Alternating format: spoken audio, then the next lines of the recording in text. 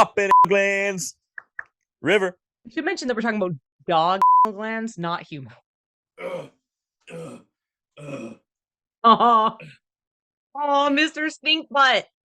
Oh my gosh. More. Just doing Bigfoot calls and Bobo. Damn, nature, you scary.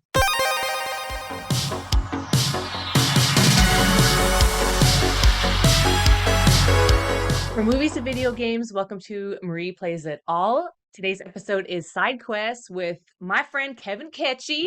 Yeah. Thank you for joining me, Kevin. Thank you for having me, Marie. Where are you from, Kevin? Where are you at? I wonder where people think I'm from when they hear my voice, because sometimes they're like, damn, you're Southern. And then other times they're like, no, you really don't sound like you're from the South. I guess it just depends on who I'm talking to, the topic. But yeah, so I'm from North Carolina. It is very muggy right now. Our summers are pretty miserable. We just got a lot of like green foliage and it just holds a lot of moisture here. And so it's just like when you step outside, it's super swampy. It's like you're walking into this hot bath. Yeah. Born and raised here in Charlotte, North Carolina. Yeah, it's a good place. That's where I'm from. To me, you sound Southern because I'm from Yeah. the great white North. So Hmm. for my Canadian ears, like, do I sound Canadian? Sometimes when I talk You like it. do. Yeah, Okay. yeah, yeah. So, like, I mean, I think it's the same thing with me. I think I could sound more Southern than I am. Like, if you came to Mooresville, oh man, there's a lot of people that are just got that thick Southern twang. And I think the same thing applies in your case. I think you could sound a lot more Canadian than you do.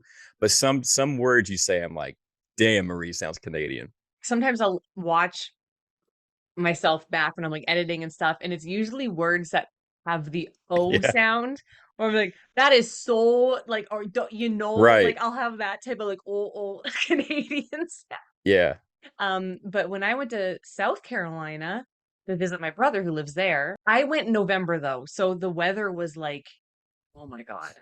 The weather in November in South Yeah. Carolina was like glorious. Cause like here it's like it could be pretty much like full blown winter at that point. And there it was Hmm. like so good. So the summers are Yeah. really, really muggy in comparison to the Yeah, like I mean, winter, I it guess that would be. stays, I mean, especially last year, like it stays pretty hot until I want to say like all the way through November here sometimes. Like it really just depends. But yeah, like it starts to cool down, I would say mid-October. That's my favorite time of year. Love the fall here. Love going to the mountains. That's the best part about living here are the four seasons for sure. Because I'm a cold weather guy. I like the cold weather. Not the cold weather like where you're from. I couldn't do that, but I like the cold weather here. I would also love the cold weather there. Because where I'm from, in the winter, we have like 6 months of winter. I live in Winnipeg, Yeah. Manitoba, in Canada, and we have 6 months of winter. And Halloween is 90% of the time has snow, which sucks. And the kids are always like in a parka or whatever, jacket, coat, whatever you call them everywhere. So their costumes can't be worn right. And it goes all the way to like April, maybe. And we're talking minus 40 degrees Fahrenheit, which is the same in Celsius. We get to a certain point where Fahrenheit is like, we're just gonna Mhm. be the same as but then in the summer here, it like yesterday was 110 degrees with the humidity. See, I never imagined it would get that hot up there. I'm so done with Mm-mm. any extreme weather, honestly. Like any extreme weather, I Yeah. am done with. But I think this is perfect that we're talking about weather in the outdoors, Kevin, because Yeah. today we are talking about our favorite outdoorsy type horror. So the great Hmm. horror doors, the great out horrors. Yeah. Ooh, the great out That's good. horrors. That's good. Because we were talking about like summertime horror and stuff, but then I was like, but Hmm. for me, like outdoors is like camping and hiking and cabins and everything. But there's a lot of horror movies that take place, not and like hiking. Did I say hiking? Anyway, there's a Yeah. lot of them that don't take place in the summertime. And like they're the fall, some even in the winter. We wanted to cover all seasons because there's good ones in all seasons, some the best ones in different seasons other than Hmm. summer. This was tough because it was hard to think about what constitutes as like hiking, how much of the Yeah. movie should be hiking, how much of the movie is outdoors, how much. But I think that we're going to have some similar ones. We're going to have some the exact same. Yeah. And you have one in the background right now. that I Hmm. cannot wait to talk about. Before we talk about our list, our top five favorite outdoorsy horror, outdoorsy. For you, what draws you to like outdoors, camping, hiking, nature, forest, horror movies? I love hiking. I love camping. I've actually got a pretty funny, scary camping story that I'll bring up whenever I bring up one of my picks. But yeah, I think it's kind of the same for everybody. I think there's something primordial about nature and being out in nature, experiencing nature. I think we look for answers in the forest. I think, or in on a hikes. At least I do. It's a good escape. It's a good getaway. There's this sense of wonder, and so on one hand, nature can be beautiful and peaceful, and like I said, can offer this great escape. And then on the other hand, it's the unknown. We enjoy sitting around the campfire and listening to scary stories and wondering what's out there. Nature can be unforgiving and dark and cruel. And so I think it's a combination of those two things for me. It's something that we gravitate to, and I think we're endlessly curious about it. And so, yeah, I think that's what it is for me as well. Literally, right before we went on this podcast, I wanted to take a little bit of a note about that. And you said pretty much the exact same thing I wrote. Love it. That how it's like this beautiful, Yeah, untainted by society, secluded, peaceful. But then there's the like you said, the unknown, and like there's the danger. You don't know what's lurking. There's the elements, there's at creatures, there's who knows what's out there. But then at the same time, I feel like it's an escape, but you're also kind of trapped because yeah, no one can hear you. You're secluded a lot of the time. There's no escape a lot of the time. The dark is dark, so you don't know mhm, what is going on. It's the contrast of the two. It's just like yeah, really intriguing and enticing because there's that contrast of like the beauty and the peacefulness, but then also and like the getaway, but then like the seclusion and the unknown and the creatures. It's yeah. Nature's crazy. Like we have absolutely no control over anything, and it's the perfect contrast. And there's so many things that can be out there, so many things that we haven't experienced, that we haven't discovered. and I think if you're in nature, it's almost like this is when I want to believe stuff. Like, ooh, maybe that is Bigfoot.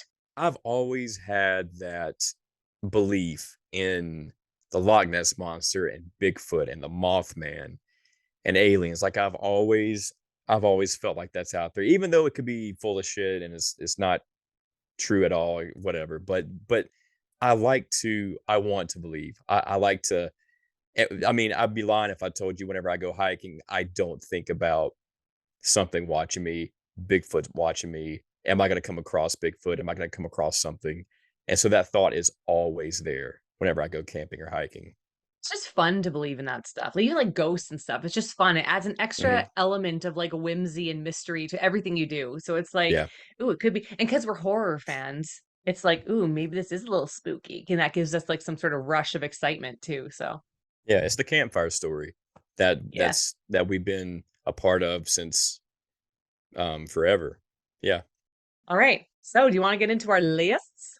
I do. I do want to get into our list. Let's get into our top five favorite outdoorsy activity horror movies ever. Yeah. Kevin, you're starting. You're All starting with right. your number five. This was tough. I don't know if all of these are like my favorite outdoorsy horror movies, but these were the five that came to mind and five that I would recommend. So, starting at number five is a true story. It's not necessarily a horror movie, but there's horror elements. It's a survival movie. It is a story about a man named Aaron Ralston. Aaron Ralston is a mountaineer who was hiking in Blue John Canyon, Utah, and while he was descending the lower stretches of a slot canyon, a big suspended boulder dislodged while he was climbing down, ended up crushing his right hand and pinning him against the wall. So he was trapped because this boulder had a hold of his hand, had a hold of his arm, and he had not informed anyone of his hiking plans, nor did he have any way to call for help. He was trapped there for 6 days, and I encourage. everyone to read the book because I think a lot of people, I kind of mentioned this to you earlier about someone being a part of this movie. I think a lot of people who haven't heard of this movie will look it up and see that Aaron Ralston is played by James Franco, which is really unfortunate because one, he does a good job, and two, it's unfair to Aaron's story to let one person take that away. But saying that, I completely understand if that's something like you can't bring yourself to watch. But the story in itself is so terrifying and claustrophobic and sad and uplifting and inspiring and graphic. Like, if you don't know, the way he escapes is by cutting off his own arm and having to hike out of the canyon for 6 miles until he was rescued. And so I encourage you to watch this movie. I encourage you to read the book because while the movie's really, really, really well done, um, it was directed by Danny Boyle, and some of the way he directs, like some of the scenes are a little too expressive at times, like stylistically, like he adds in some dramatic scenes that never happened. Ah, Um, yeah. but other than that, it's really well done. The score by A.R. Rahman is like really in tune with the severity and franticness of the situation. And so, yeah, if you haven't heard of this story, like I said, it's really, really intense, really graphic. And he thought he was going to die. Like he made these videos saying goodbye to his loved ones, and he kind of carved his name into the canyon and kind of made his peace. And one morning he figured out a way to get out, and he did it. So that is my number five. Well, what is it? Is it called Oh, I'm sorry. that? The movie's called 127 Hours. Well, thank you for that because that sounds like real life horror. Like that is real life, true horror, that type of stuff. I don't know if I could do that because like that's the fascinating aspect of it is like putting yourself in his shoes. Could you break your own bones, cut through your arm, put a tourniquet on, hike out? Like I don't think anybody really could. Maybe a handful of people. I noticed too in a lot of these like nature when you're out in the elements and like camping, hiking and like all that stuff movies, a lot of it is the self perseverance and like some a lot of the times there's scenes where these people have to do things to themselves in order to get out of situations like self-mutilate basically they have to do something because they're either stuck or they're tied or they're something is happening to them and they have to do because I have a couple on mine where it's like people have to Yeah. the ultimate sacrifice to like get out. Yeah. And it goes back to like nature being so unforgiving and relentless and cruel. Like sometimes I'll go on YouTube, but I'll watch people that hike the Appalachian Trail, and it's Appalachia, not Appalachia. And a lot of people talk about whenever you are out in nature and you are alone, everything that is like festering, everything, every little ache and pain that you would normally not even think twice about is amplified out in nature because there's no comfort there. It's just you inside your own head and having to motivate yourself, inspire yourself, keep yourself calm.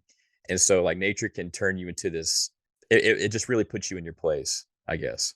It like really humanizes you. Yeah. I'm getting creeped out. I'm getting creeped out right now and it's not even like a thing like I'm just like, ugh, I don't want to go camping ever again. Okay, so I will say my number five, but it's really funny because horror movies is like I guess it'd be my favorite movie genre, but then I have favorite subgenres within the genre of horror. And one of them is found footage horror, obviously. Yeah, Found yeah, yeah, footage yeah, is yeah. one, and another one is like in the forest and in the woods horror. Not just for found footage, but Yeah. what the two of them come together. They're That's like perfect. my oh, that's like my It's that ultimate. That's it's like the that perfect nature contrast. It's like the coziness and the unknown of the fear. It's a perfect mm, blend. There's a perfect balance. it's the trifecta. It's horror, found footage, forest, and it's like my little. I don't know It what the is. thing in what is the thing in Zelda called? The Triforce, right? Yeah, like yeah. So obviously, I have a few on my list that are found footage. Yeah. I knew there would be two. Well, this is one that you probably didn't realize would be on my list. Okay. And my number five is Horror in the High Desert. No shit, that made the list. I Yeah, love I that did. pick. That's a good one. it made the list because the movie is about just like a guy on a hike. And Yeah, it's in California, right? I think it's in California. Or is it Nevada? Nevada is Nevada a state? I don't know. I'm Canadian. Like Mhm. Nevada's a state, right? Yeah, Like city was a state. yeah. People laugh, but name me some Canadian provinces right now. Name me three. Okay, Horror in the High Desert, directed by Dutch Merrick. Gotta I give love it. him cred. So the movie is about what's the main character called? Gary. Yeah, I guess I'll get into what I think about this movie after you talk about it, but yeah, Gary. You won't forget his name just watching this movie one time. Yeah, so I had to bring this up. I don't know if I kept in a lot of the Gary stuff when we did our found footage episode, which I will put Gary. up here if you guys want to check it out. Found footage horror episode. Horror in the High Desert is found footage but documentary style, and it's about Gary who goes missing on a hike, and he does these vlogs where he goes on hikes and he loves trains and everything, and so he makes these videos. Yeah. And there's this one time he's going on a hike and he stumbles across a cabin, which is another reason why I had to add this movie in, because Yeah. it's hiking and cabin. And he's here's music coming from the cabin, right? Anyways, the cabin's creepy and Creepy his music. creepy and his really creepy and his fans are basically wanting him to go back, or a lot of them are calling him fake, like he faked it or whatever. Right. And he gets determined to like go back to this cabin and find it. So the movie is about that journey, sort sort of, but also interlaced with the documentary because he ends up going missing. So there's documentary interviews and then there's his footage. Um, and I think this movie, for a found footage movie, was done very well. I think a lot of the acting is pretty good for a found footage movie, especially. It really felt real. Like it felt like a real documentary. There's a couple complaints I have where there's too much music and the music's a little too loud. I know that he's trying to make it seem like a Dateline or something like that Yeah. type thing, Yeah. but it was a little much. But he learned from it because now there's Horror in the High Desert Minerva, which is also really good, but it's less hikey outdoorsy than this one. But I had to add it because this movie has one of the creepiest scenes Mhm. ever near the end that I thought was filmed so well, and it's just so creepy and gave me the watery eyes. And Kevin, how did you feel about that scene?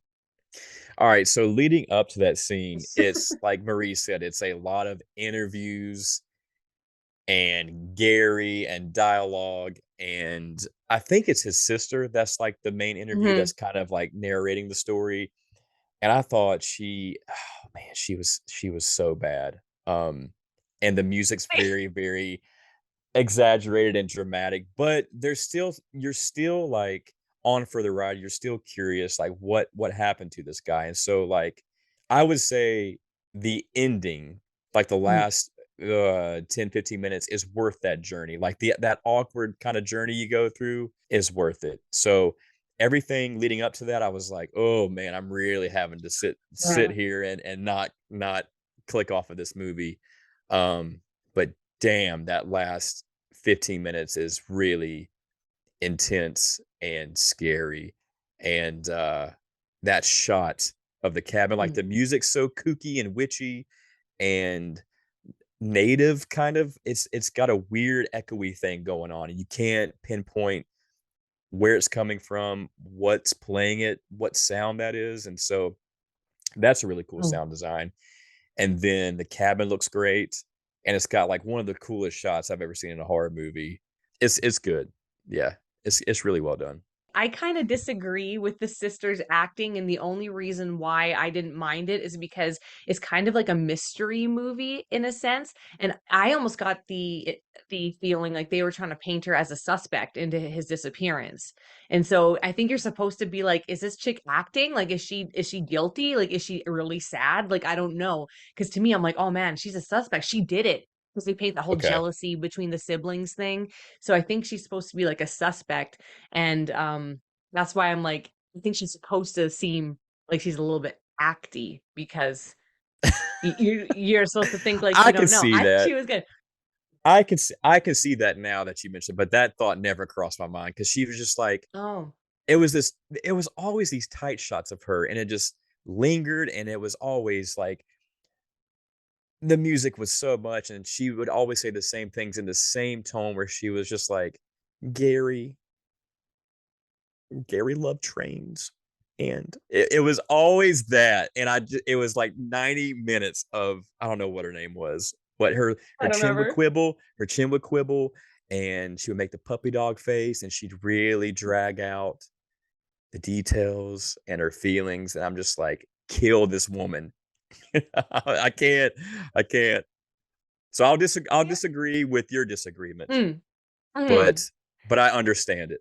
As far as a found footage movie goes, if you're into found footage, I'd give that one a try. But what I wanted to say quickly, and I'm sorry I don't want to keep going on because I want to hear what your number four is. I think that I would have picked The Descent as my number five because The Descent is a better movie. The Descent is one of my favorite horror movies ever. There's I guess it's nature, it's hiking, there's spelunking, right? They're in a Yeah, cave. there's exactly. They're hiking, they're spelunking, they're adventuring. They stay in a cabin for a little bit. So yeah, so my number four is The Descent, and I feel like everyone should know about this one, but just in case you haven't, it's about um, six women who are best friends, or so we think, that go spelunking and end up becoming trapped a couple miles down inside this cave that's apparently supposed to be in North Carolina, which it is not North Carolina. I think they shot it. I want to say it was Scotland, maybe, but it's supposed to take place in North Carolina, funny enough. But yeah, they're trapped down inside this cave, and as they're trying to not panic and find a way out, they come across these creatures, these troglodytes that are very like Gollum esque, vampire esque, that are really, really cool. Yeah, I think the violence of The Descent is brutal, but the smart psychology and multi-layered screenplay like provides the true satisfaction. I just really find this film aesthetically pleasing. I think it's really rewatchable.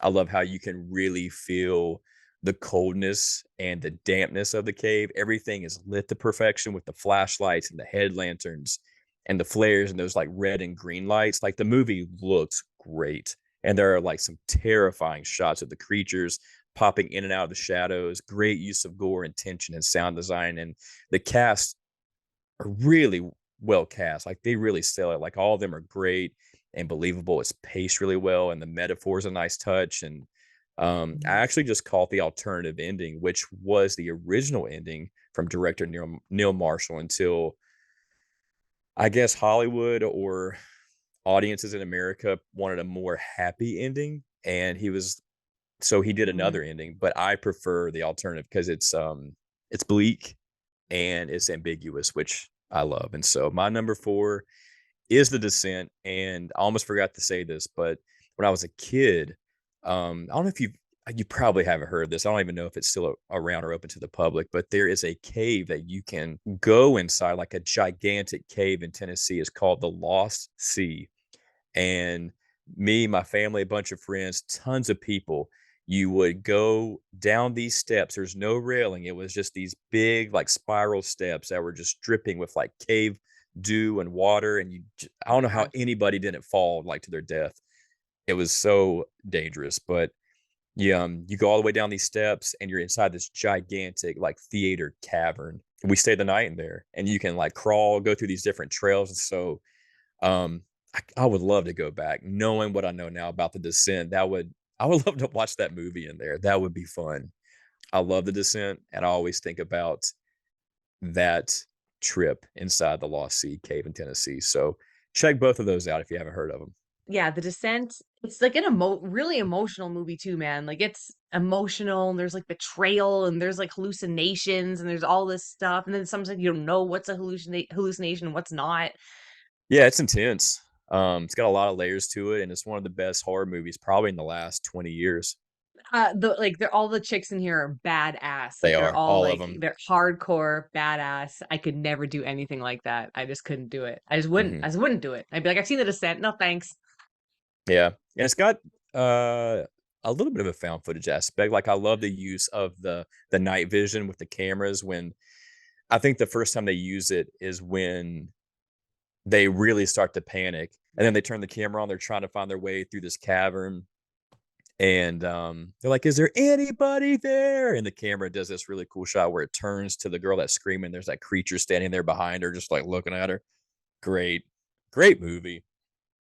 That's exactly what I was gonna say. There's like that little it's that little Yeah, taste of found footage in there, and some see you like it. yeah. Get a little taste of everything in the Descent. Okay, my number 4 is one that I've watched a couple times, and I just rewatched it this morning, and it is The Ritual. Oh, yeah, Who's the director? David Bruckner, and it is yeah. about 5 friends who go on a trip every year together for like a little boys trip. And then in the beginning of the movie, spoiler alert, but not really. It's what the whole movie's about. It happens right in the beginning. One of the friends dies in like a robbery gone bad. And one other friend is in there and he doesn't protect his friend. So there's like this tension in the whole movie between all the friends because some of them blame this one friend for not protecting him. And then there's the friends who are like, don't blame him. It's not your fault. So Yeah. the one friend who died wanted to go on a hike uh in somewhere near Sweden and Norway, Sweden to Norway, like kind of type thing. Mhm. And because he passed away, they went on their the boy trip. The Yeah, the next little boy year, trip. the little boy trip. The next year, in his honor, they went on that hike. But one of them ends up getting hurt, and so they tried to hike, and they end up going through the woods, and then things go awry. And a part of the reason why I love this movie so much is because it's a creature feature.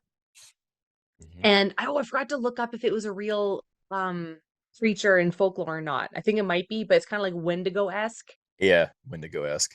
Mhm. But it might be based on a real thing. I'm not sure. The creature design for the creature in this movie, I've never seen anything like it because even though it is Wendigo-esque, it has this part in it that's like a gateway or portal with eyes and then these human hands coming out of it, but then this other top of it with these antlers.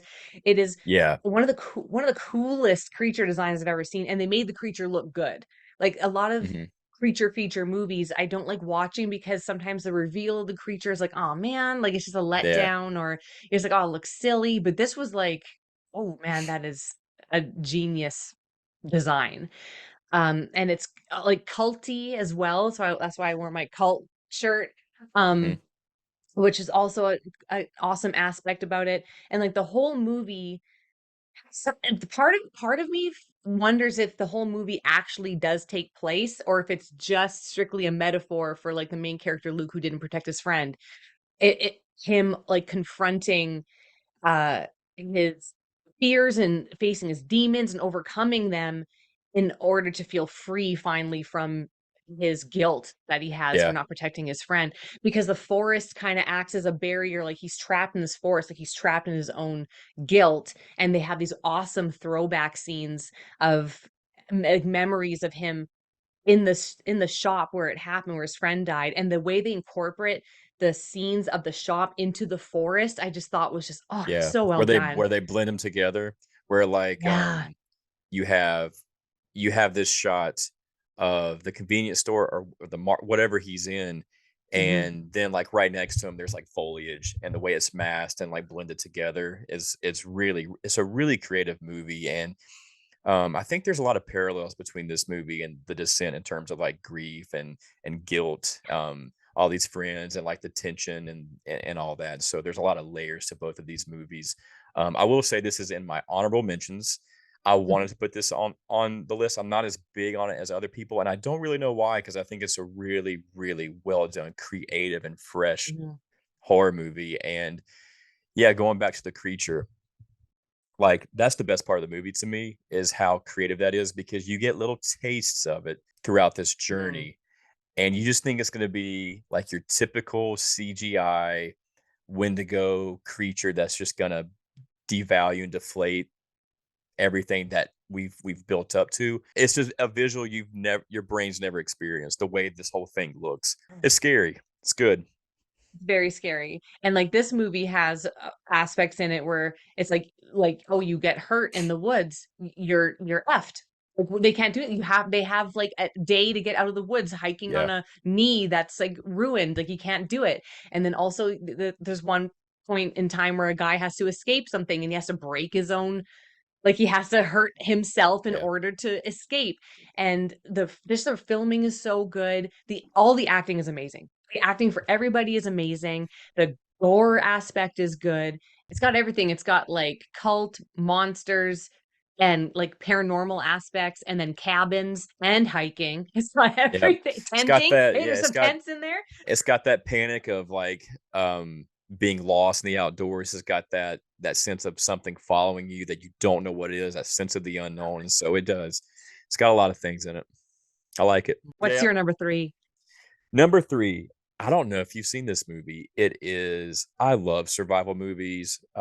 It's a survival thriller drama. It's 1997, I think. And so I watched this all the time as a kid. I would go out into the woods and I would carve spears and act like I was stranded. And I was looking at like each blade of grass or scuff in the dirt, like it was something I was tracking or I knew what it meant. Like the good old days, where we were just bored all the time and had to use our imagination and just go out in nature.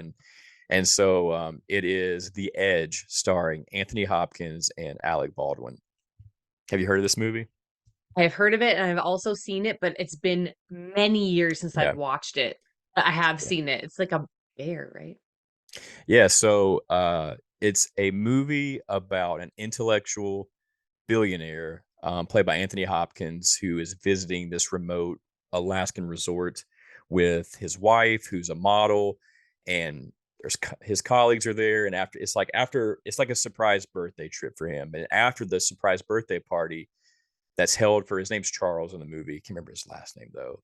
That's held for Charles. A photographer, his wife's photographer, played by Alec Baldwin, sees this photo of an Alaskan hunter and decides that he has to photograph this person. So he invites Charles and another man named Steven to go in search of this hunter. And their plane crashes in the Alaskan wilderness. And it's this wild, intense, and thrilling ride the rest of the way that involves them being stalked by a giant Kodiak bear, and it's a fight for survival. Like, it's a wilderness struggle that will take you to some deep places. It's got a lot more than just a survival stranded movie. There's a lot of twists and turns. There's some betrayal. It's a really good survival wilderness movie with some really human characters and how they kind of lean on each other, how they kind of like manipulate each other. I love this movie, and I love that they used a real bear for this movie. It's funny enough, it's the same bear that was used in The Great Outdoors. The one that the bald headed killer bear from Clark County. It's that same bear, and I love movies that do that, that use real things, real tangible things that give the movie weight and believability. And there is a bear attack in this movie that is still the most eerie, graphic, and scariest that I've ever seen. Like, that once this attack happens, you are really on edge, no pun intended, the rest of the movie. I love this one. I go back and revisit it maybe once a year, just for like nostalgia. And I just still think it's one of the best movies ever made. And also has a really like gut punch of an ending about like where it all concludes and resolves about like death and the betrayal. And like I said, it's just a very human movie. And so check that out. I gotta rewatch it. I love the fact they used a real bear. That adds to everything. The realism, the scariness, the like that's again, that's like a horror movie that's like real life horror, because like that could happen. Plane crashes happen, lost in Yeah. the woods happens, bear attacks happen. So that's like, well, that's like extra Yeah, coming scary. coming across a bear like hiking is that's the number one fear for me. Okay, my number three is Kevin's favorite, Willow Creek. I knew this would be on the list. Is Willow Creek one of the best movies ever made? No. Is it one of my favorite movies ever? Yes, Mm. 100%. The coziness level of this movie to me is almost up there with my number one, because it's pretty much, Damn. I don't want to say a ripoff of my number one, but it's heavily inspired by my number one outdoorsy camping tenting movie. But so Willow Creek is found footage horror, and it's about a couple who go camping in, oh crap, first of all, it's directed by Bobcat Goldthwait. I didn't even get his name right, who is a comedian from back in the day who does that voice kind of like this. I don't like, how do you do it? He has a I've never voice heard of where Bobcat Bobcat no. Gooley. Uh-uh. Goldthwait. Yeah, he was a comedian Goldthwait. and he was known for this like voice that he did. He was always a sweaty guy doing this like voice. And I was just stunned at this that he made this movie. Anyway, Interesting. Okay. he, he does a lot of the it's a Bigfoot movie. A lot of the Bigfoot calls himself because he can do stuff with his Does voice. he really? Yeah, he does, yeah. Anyway, Willow Creek is a couple going to go camping in the forest where they first caught that famous Bigfoot footage. I think they debunked Oh finally. yeah. It's the one where you see the Bigfoot like basically going across a creek. Everyone's seen it. It's yeah. Yeah. Anyway, the boyfriend has been really into Bigfoot for like his whole life, and he's really excited to go. And his girlfriend's kind of like, Bigfoot doesn't really exist, so they have like that like back and forth, and it's just them camping in the area. A lot of the people in the movie are not actors; they're like real people who live in like this area, which I kind of liked. And yeah, it takes place all just hiking and in a tent. And there's one scene that I don't know, you love it or you hate it.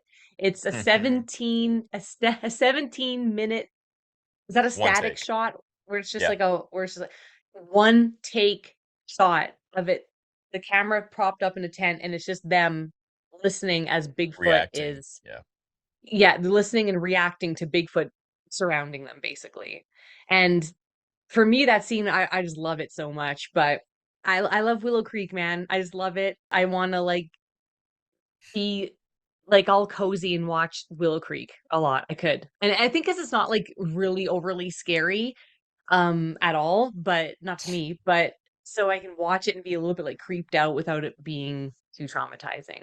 So if you're into Yeah. Bigfoot and found footage, I would say Willow Creek is a good one. Yeah. I think we all got a handful of movies that we love that others don't find appealing or see it the way that we see it, and that's how I feel about Willow Creek. I don't hate that movie at all.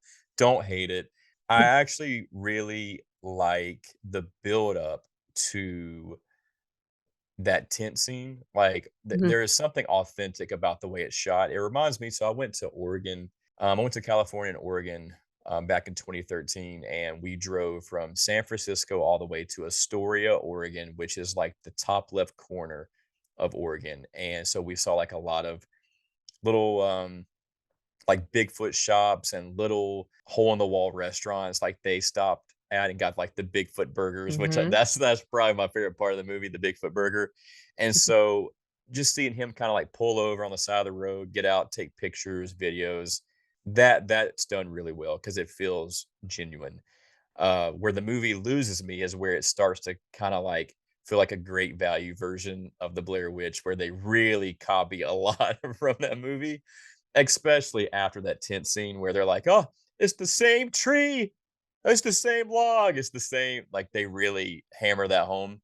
And yeah, the tent scene is well done. I like the idea of it, but to me, like I'm so damn specific with acting and believability, and to me, they just didn't sell it enough. And so when that was happening, I didn't care and I couldn't feel what they were feeling, and so it lost me there.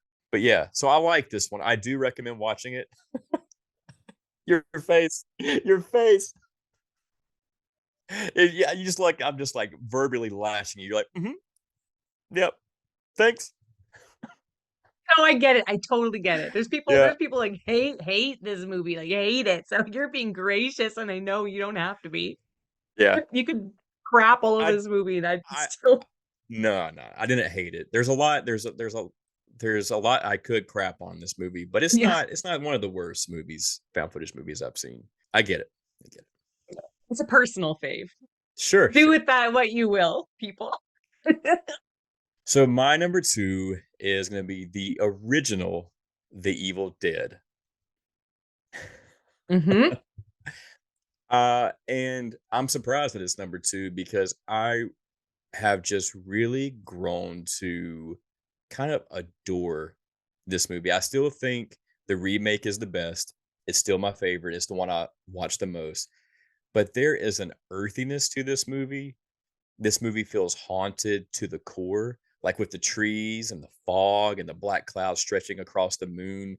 It's got that really cozy as fuck intro where the car goes through on that dirt road across the bridge. They turn and they go down that path, and like just the way the grass looks and the trees, like it just, oh man, it's just so good. And for me, like this movie always kind of starts to become trite around like the hour mark with its pacing and like the annoying cackles, like "Shut up, Linda!"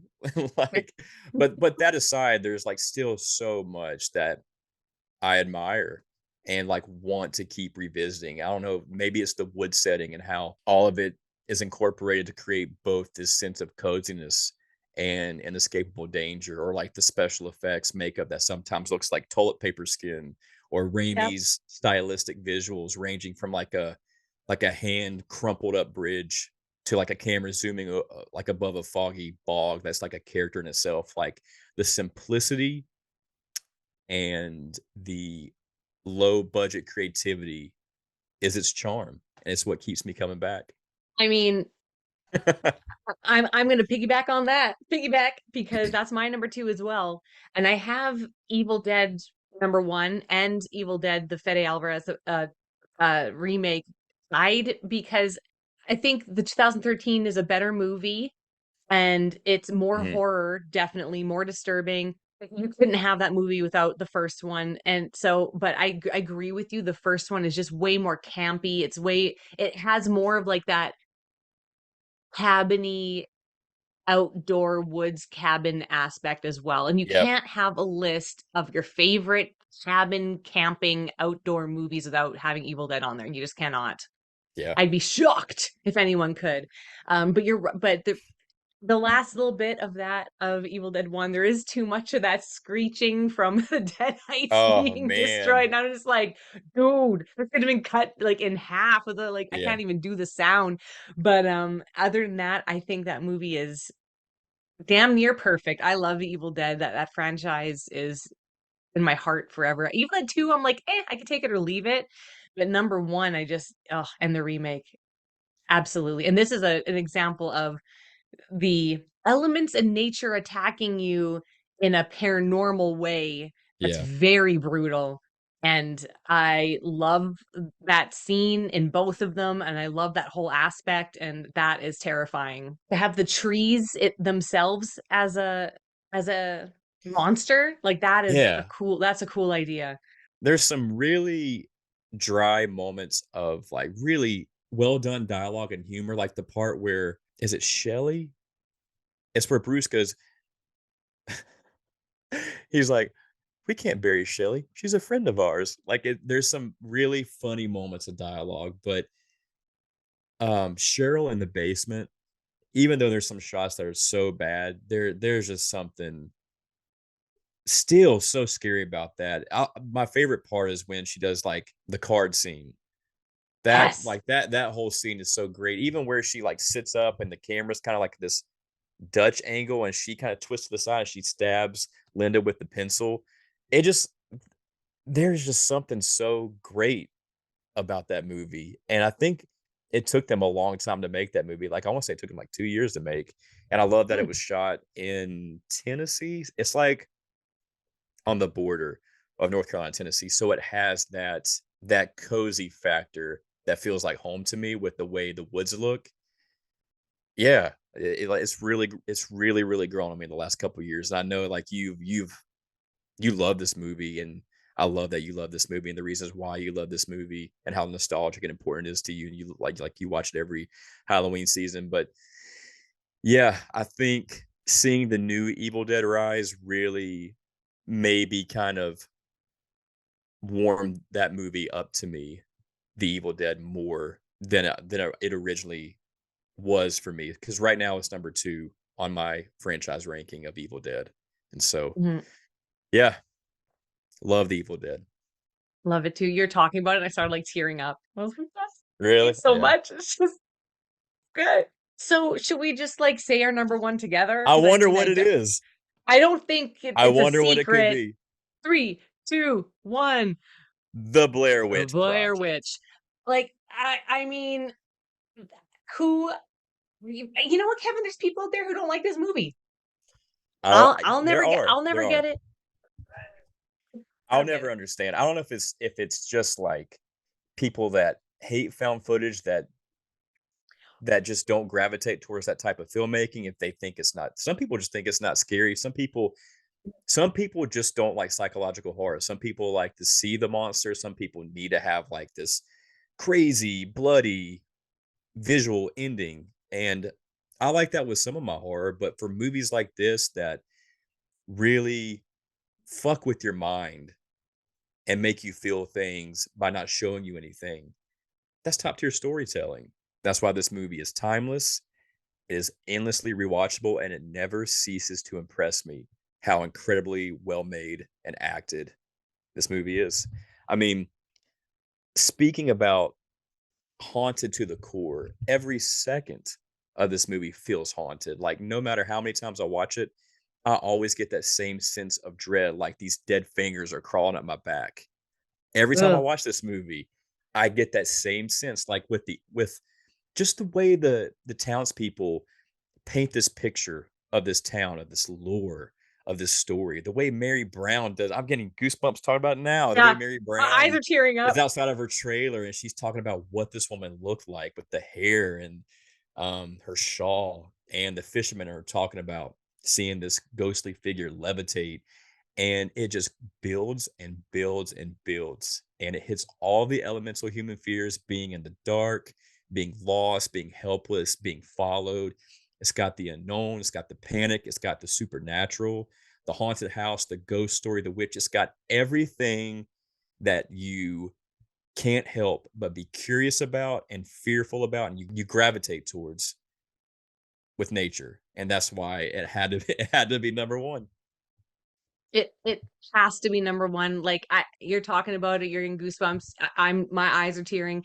We go off about this movie in our favorite found footage movie Yep. episode, but like this movie, like you say, how it never ceases to like amaze you when you watch it. It's like every single time I watch it, I'm like, God damn, that was good. Or I'll pick up on something and be like, I can't believe they did that.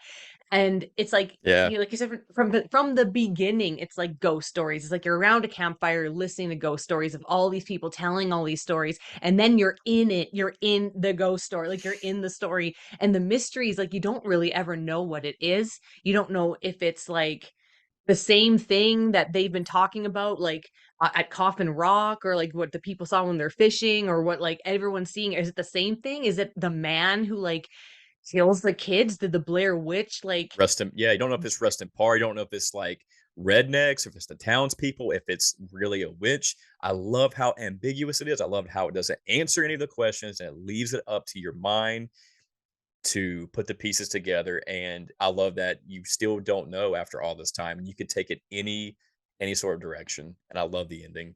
I love the ending too. And everything about this movie and like the how it was made, all the behind the scenes stuff, all the facts and like the everything about this movie, that aspect is Right. all the Right. behind the scenes and how it was made, and like the marketing is all just like that never will be done again. Like it's just it's a Nope. masterpiece.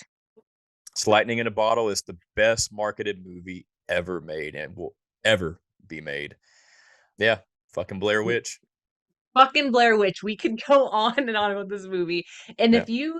if you have watched it maybe a long time ago and haven't watched it since, but you didn't like it a long time ago, I would say you got to give it another try. Like I think I watch this movie.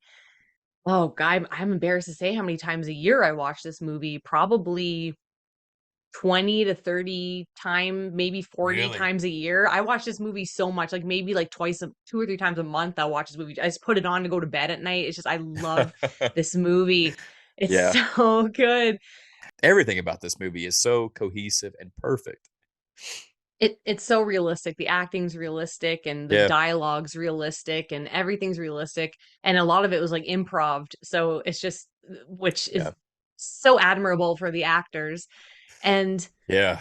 that just I remember the first time I watched it, really watched it, that tent scene with the kids outside the tent and banging on the tent, like that still gives me chills. And I thought about that scene for days and days afterwards. Like, ooh, It's one of the scariest. The Blair Witch is one of the scariest movies ever made, and that scene is easily like top 5 scariest scenes of all time for me. My hair still stands up when I think about it, when I hear it, when I like have to prepare myself for it. Beautiful, beautiful, intense, realistic, scary shit.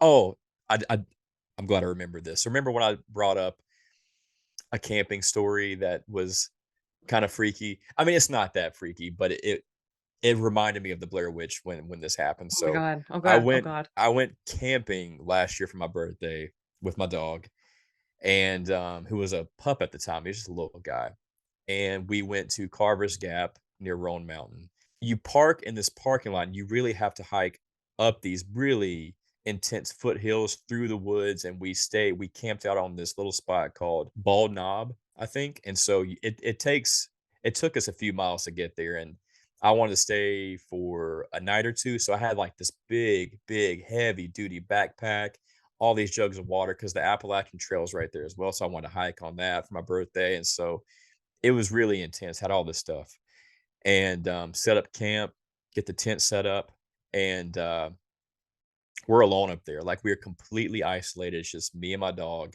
on top of this mountain in Tennessee. So that's eerie in itself, and you're like, "I hope nothing happens because the cell don't have any cell service either, and it was like 9 or 10 o'clock at night, and everything gets really quiet.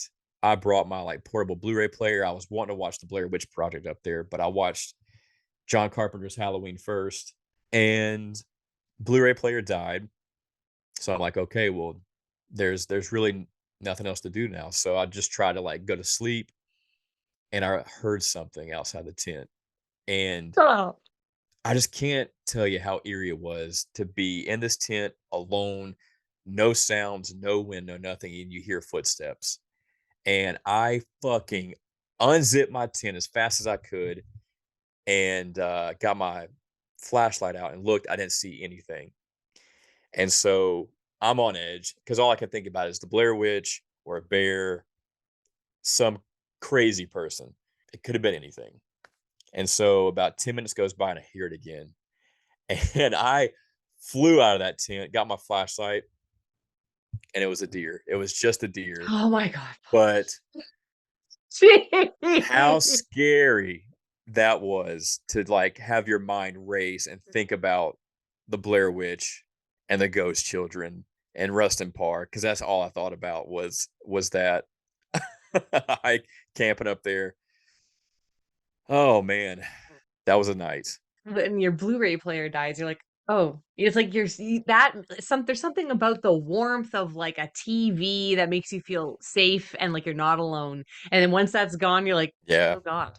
Like I'm in it now. Like it's Hmm. just me. It's just I don't have my comforting TV. Yeah. But isn't like Appalachia, that's how you say it, not Appalachia, Appalachia. Appalachia. Yeah. Isn't there like a ton of folklore around there? Because I only think this, Yeah. or maybe no, because of playing Fallout 76, and it takes place in West Virginia, and it's the Appalachia, whatever, and there's like the Mothman, there's the Flatwoods monster, there's Wendigo, like all these things that are in this video game. Is that supposed to be like all around there? Like those like this lore of these cryptids?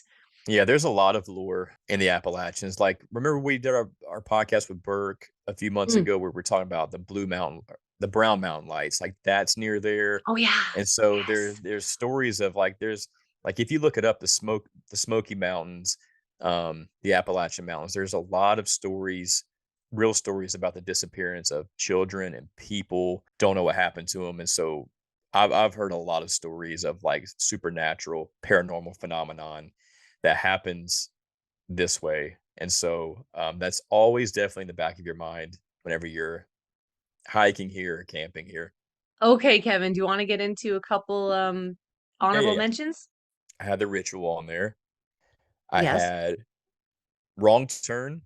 The original. Oh, I remember going to see that in theaters when I was a kid, and I tried to rewatch it not too long ago, and it was pretty bad, but still, it's got a charm to it for me just because of how excited I was to watch that back in the day, and I still think it's fine. Backcountry was the other bear movie I want to talk about, and I only saw it one time. I saw it a couple years ago um, with my girlfriend at the time, and it really unsettled her because the bear attacks are pretty graphic and pretty gruesome. Yeah, it doesn't you wouldn't think it would be that well done because it kind of looks like your standard Netflix movie. I'm not sure where it's streaming now, but it's a really well done camping hiking movie with a bear. So yeah, I recommend that one. We talked about this. I thought about An American Werewolf in London just because they start out hot backpacking through Eastern Europe, and I just love that they're in the elements and the whole feeling of that beginning of the movie, but I wanted something that carried that through the rest of the movie. hmm And then the last one I thought about including was The Witch, Robert Eggers' The Witch, but that's not hmm really camping. There are cabins that they kind of build, and so I thought about that one because probably my favorite slow burn horror movie is The Witch. hmm Um, so those are mine. I also had Backcountry. There's one scene in there where is just horrifying, and it's very tense, and the reason why it feels like a Netflix movie is because it's a Canadian movie. And Canadian movies always have a little bit of like soap opera-ish type of filming vibe. Oh, Um, yeah, but apparently, according to Wikipedia, which I thought when it first opens up and they're driving, I'm like, this looks like Manitoba. This has to be Manitoba. And then mhm. apparently a part of it, a lot of it's filmed in Ontario, but apparently a part of it was filmed in Caddy Lake, Manitoba, which was where I used to camp when I was a kid.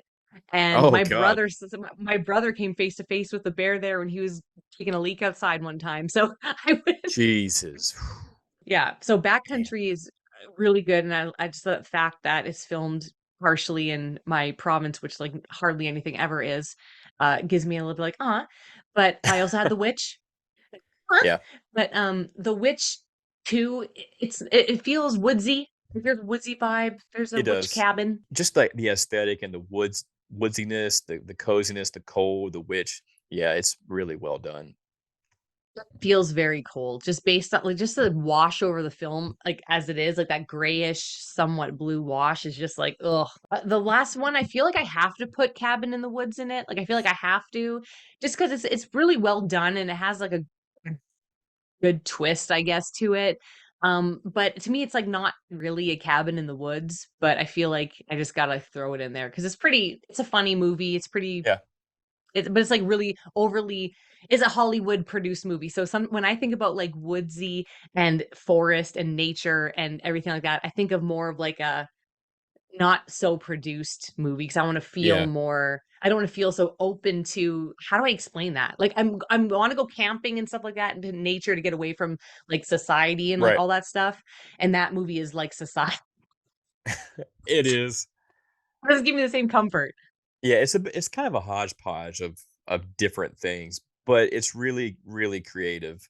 I think some of the CGI is pretty wonky, especially like the elevator scene where they all just explode out and attack the soldiers. But Yeah. I love Richard Jenkins. I think this movie is very funny. Got a lot of Mhm. good gore effects, some scary stuff in it. Just a creative as fuck movie. It's good. Good.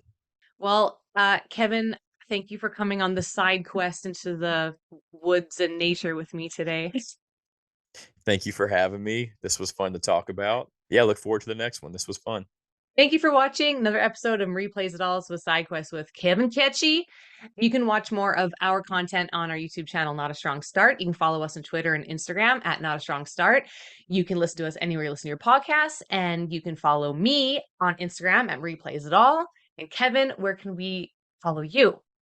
You can follow me on Instagram at Watch Horror Films. You can also follow me on YouTube at Kevin Ketchie.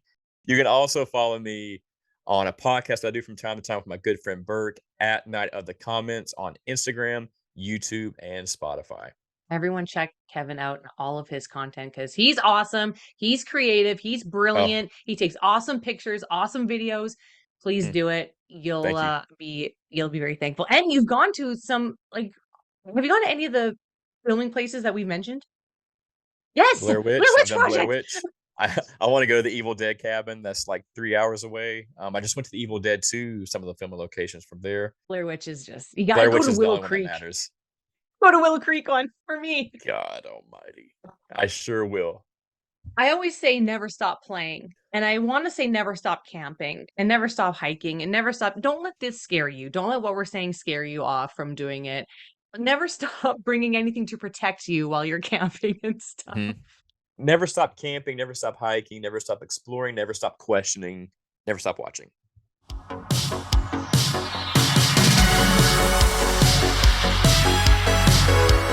Anal glance, anal glance, anal glance. Anal glands in the pooper shoot.